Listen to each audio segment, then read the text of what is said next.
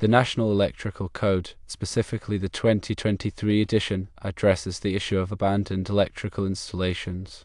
Article 800.44b states that abandoned electrical installations shall be removed completely.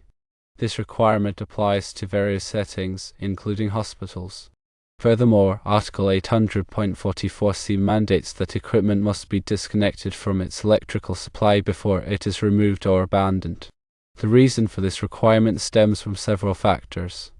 Firstly, abandoned cables can present a fire hazard, particularly in the event of an electrical fault.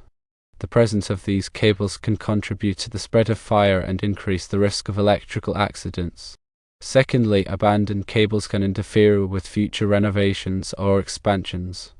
These unused cables can clutter spaces, making it difficult to install new equipment or make necessary modifications to the electrical system. Thirdly, removing abandoned cables provides a cleaner and safer electrical environment. By eliminating these unused cables, the risk of electrical hazards is reduced and the overall safety of the facility is improved.